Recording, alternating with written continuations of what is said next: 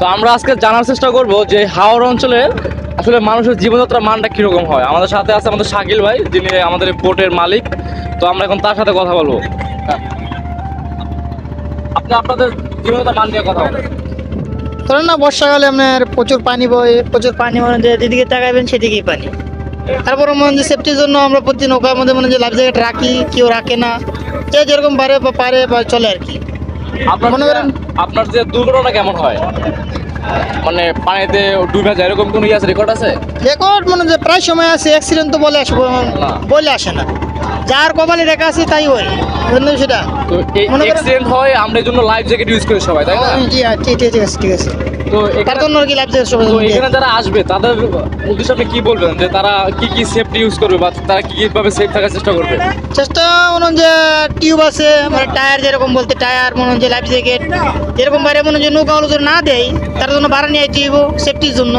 আজও মানে বড় নৌকা নিয়ে আসেই বেটার, ছোটো ছোটো নৌকা নিয়ে আসে মনে হয় যে যতক্ষণ তো বলে আসে না, যতক্ষণ আসলে মনে করেন আপনার বাতাসে মনে করেন পরে প্রবলেম করে, তখন যে নৌকা ডুবে যেতে পারে, অ্যাক্সিডেন্ট তো হইতেই পারে স্বাভাবিক। আর কালে আপনার বর্ষাকালে তো পানি থাকে, কিন্তু যখন শুকনো কাল তখন এলাকায় মানুষ কি করে? ধরেন না যে ধান, ভুট্টা, গম, আলু, এই যে পানি লেগে যায় এই জমিতে কি হয়? মানে ধান হয়? এই যে পানি জায়গায় সবাই মানে এই জমি নিয়ে মানে চাষ করে আর কি। এই জমি বর্তমানে চাষের জমি। হ্যাঁ, চাষের জমি। আর বর্তমান যেটা মধ্যে আমরা আছি, বর্তমানে এটা হচ্ছে মেঘনা নদীর শাখা, আচ্ছা, মানে মেঘনা নদী, এটা মানে দুপার আছে, পারের সাইডে আপনার সব জমি। এই পানিগুলো আসে ম্যাক্সিমাম মেঘনা নদী থেকে, তাই না? হ্যাঁ, মেঘনা নদী থেকে উঠে আসে, মনে হয় যে সিলেট আছে, মনে হয় যে নারায়ণগঞ্জ আছে, এদিক থেকেও পানি আসে বলে, মনে হয় যে ওরা তো বন্যা প্রথম হয়, ওদিকে বন্যার ওদিকে মানে যে বন্যা হওয়ার পরে আমাদের এদিকে পানি নামে আর কি। আর মাছ পাওয়া যায় কি কি মাছ? সব রকমের আইটেম পাইবেন।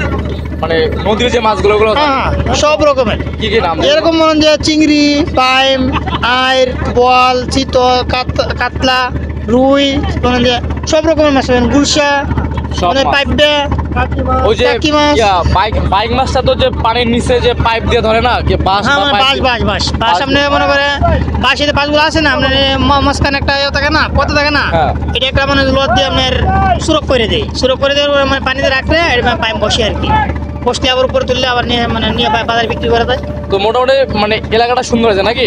আলহামদুলিল্লাহ, যাক, আমরা অন্য সব এলাকার চাইতে আমরা আলহামদুলিল্লাহ ভালো আছি। ভালো না? ঠিক আছে, আপনাকে ধন্যবাদ। হ্যাঁ।